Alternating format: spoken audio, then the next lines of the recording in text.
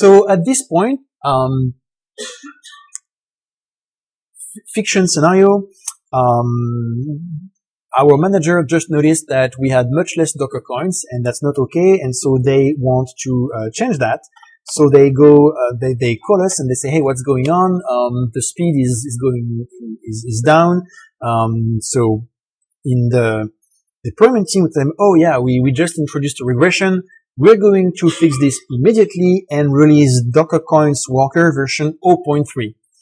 And so then somebody, with a spike of enthusiasm, they say, okay, let's deploy version 0.3. So I'm going to edit the YAML here. I think I have let's see, version 0.2. Where is it? That's really not like the best way to edit this, but let's do it anyway. Yes, version 0.2. I just edit to version 0.3, update. Cool. I see like my yellow things telling me that it's updating. Except it's going to remain like that more or less forever because version 0.3 does not exist. Sad trombone. So if we look here, I see that the Walker deployment is telling me that I have 8 pods that are ready, 8 that are available, and 5 that are up to date. So this is telling me we have 5 pods running the target version, like version 0.3. We know that this is a lie because version 0.3 doesn't exist. The image doesn't exist on the registry. But what this really means, when it says up to date 5, this indicates the size of the replica set.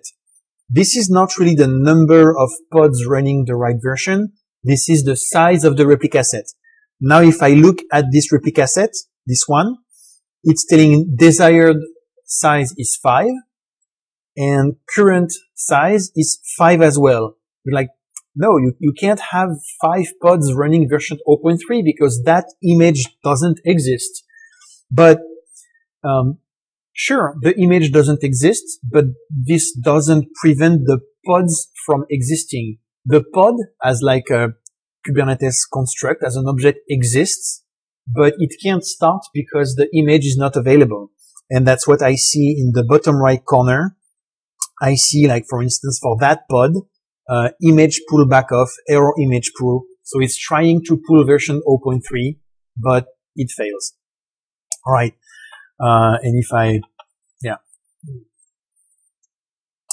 I look at this, I can see that we lost even more hashing capacity. We are only at 80% of what we should have.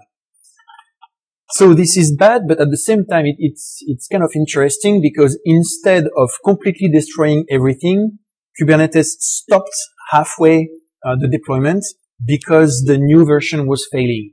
And this illustrates why health checks are useful and important, because if I have health checks, it will be able to stop the deployment in its tracks instead of doing a bad rollout.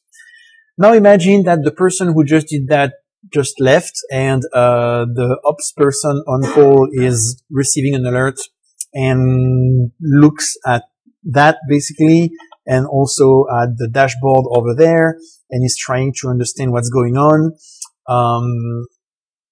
Now it's red, okay, and we have to try to restore things correctly.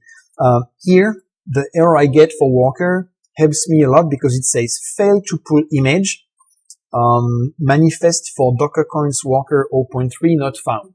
So it's kind of telling me, okay, the image doesn't exist. But how do I know, how do I fix this?